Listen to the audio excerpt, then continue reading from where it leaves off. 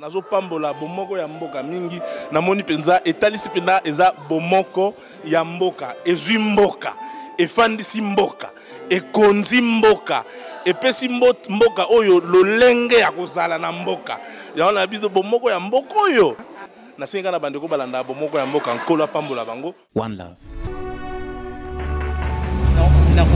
Non, na bandeko kubeta dessus.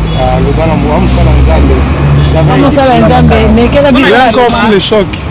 Essayez quand même de la motiver alors. On a liloba, bon liloba peut-être qui n'a pas souka, des points ba été comme fa.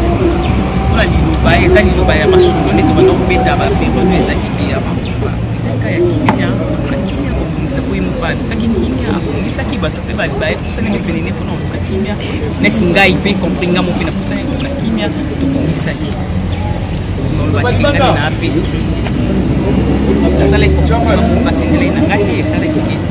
Na na zoka kile pa na nga par après kikinya aya ko zonsa.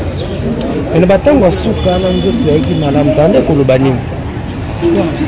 Yeah, abano lo baka maladie en tout cas atika jamais continue baka maladie. Bakaza maladie. Abdul Bani. Oh bani, mtofundi na la mkitongo zane mia sali msala la biblo na ya le fani to soli to seki. Eloko ya yebisanga kake nazoka bien te foto kinde quelque part bien place minga bazali na ça examen de batalanga attention. Mais l'album n'enze moi yembi testament. On dirait il dit wana ye maman Esther. Testament wana ko ebeza la trop.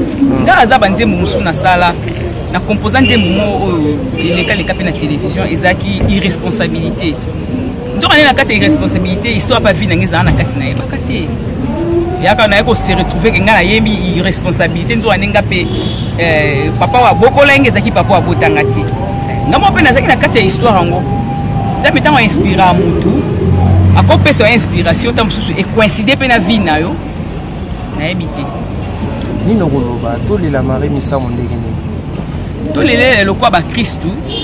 Aza mo Christu. Marie misa malgré ba plante na ye manzaka milai ba look na ye na makabne ba no sala azaki mo Christu. Na ba témoignage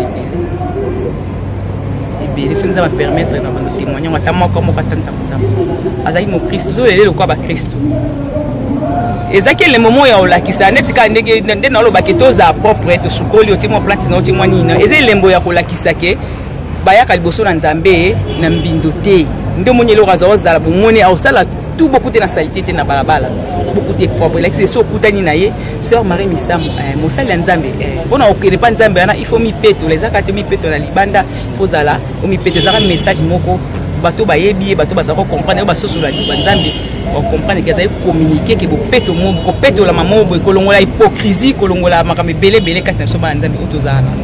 OK, c'est bon. Maman Esther pendant son bomoko ya mboka mingi namoni penza etalisi penda eza bomoko ya mboka ezwi mboka efandisi mboka ekonzi mboka epesi mboka oyo lolenge ya kozala na mboka ya na biso bomoko ya mboka oyo nasenga na bandeko balanda bomoko ya mboka nkolo pambola bango One Love.